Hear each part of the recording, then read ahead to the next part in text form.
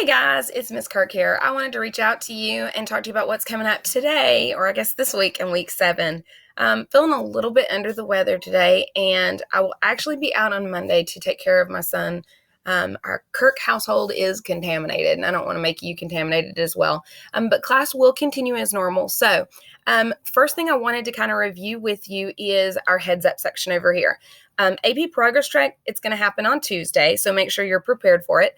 On Friday, we weren't really able to remember some of those foundational skills. So you might want to make sure you do that review of your chapter 1 and chapter 2 before you come in on Tuesday. So also you can see you've got your no red ink that's going to be due on Friday, just like normal. But on chapter 1 and 2 test, we're going to take a chapter 1 and 2 test on the 16th. So please make sure you're ready for that. Make sure you've reviewed it. Revisit your notes. This is going to be a test to make sure that we're mastering those foundational skills. Not just mastering them so that we can do today's task, but these are the skills that are so important for the entire year in this class. So please make sure that you're paying attention to them and that you're remembering them, because we're going to apply them to every single text throughout the year. So they're really, really important. Of course, your lang exam is on the 13th of May. So this week, we're going to start out Monday, your read theory. Please do your 10 minutes at minimum, and then your no red ink work time. We're going to do Plato's Allegory of a Cave. You're going to have a Nearpod. That's going to be set up on Google Classroom because, again, I'm not going to be there tomorrow, unfortunately. But then on Tuesday, we'll do our progress check. We're going to look at our data from that as soon as we can get it back. Remember, if everybody's here and everybody takes it on Tuesday, we'll have that data very quickly. On Wednesday, we're going to move into our first college lecture. So this is kind of put together from a lot of different places, of course, using College Board information and using instruction from professors in the area. So it'll be our first College Board style lecture. So you want to make sure you're ready for that. You'll be taking notes on argumental organization and then the rhetorical modes. And then you're going to use that information in analyzing existing arguments and in building your own.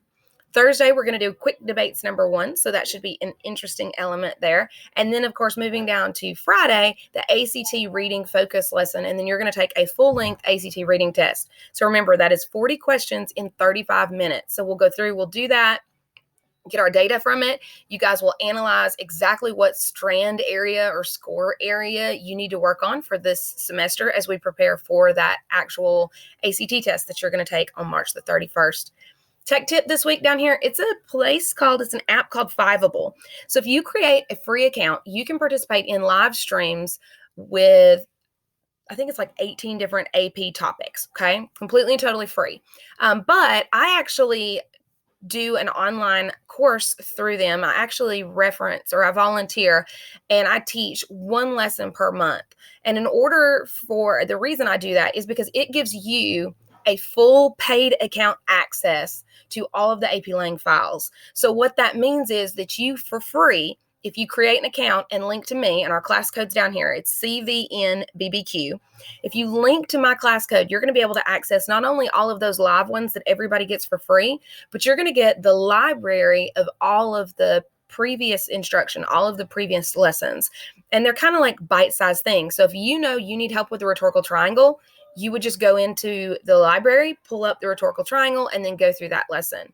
So again, entirely optional, not for a grade, but it really will help you, I believe you. And I will believe that there's a lot of research that says that the students who participate in Fiveable do tend to get 4s and 5s on that assessment. So it's just an option for you.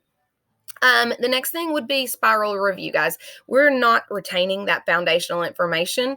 And although the process of like cram, assess, and then move on works in a lot of other areas, it's not going to work in this course. So I'm going to add a new spiral review section to our newsletter, and I'm going to actually combine the reminders and the asking about. Also, some of your reminder things are in the heads up column anyway, so I think that's okay. So parents, what can you do this week? What should you ask about? First of all, ask them how they're doing on the AP progress check. They're going to get their data from that, and they'll know exactly where they stand. It's not going to be their very first AP thing, but it's their first real foray into the actual AP exam multiple choice component. So please make sure that you ask them about that. Have that conversation. Don't be surprised if it's not as great as you expect it to be. The way that the AP course works is it's like 13th grade. So they've transitioned from 10th grade and they're moving on. And in class, we're going to scaffold it. We're going to pull them up there. We have a great success rate with our AP Lang students at Heritage High School, and we're going to continue doing that. But we have to understand where we are, and we have to recognize the gap between where we are and where we're trying to get in order to come up with the strategies that bridge that gap. So encourage them. Trust us, we're working with them. It's going to be an amazing experience. And again, we're looking at what's best for the child based on your child's individual weakness. We have to identify that weakness in order to work on it. So ask them what their growth is on read theory. In our time that we've been using it, the students who produce more gains on read theory are increasing their reading comprehension. They're able to read faster and comprehend faster and critically analyze what's in that text faster. So what we do see is we see a connection between higher ACT reading scores. We actually see higher ACT English scores, but we can't really contribute it to just that. But then we also do see the higher AP scores, which is what you're looking for. And then, of course, the last thing, ask them how they know they're ready for the Chapter 1 and 2 test. We want to make sure that we're retaining that information, and that'll be truly helpful for them. Of course, that AP Chapter 1 and 2 test is going to take place on the 16th of September, so we want to make sure you're ready for it. All right.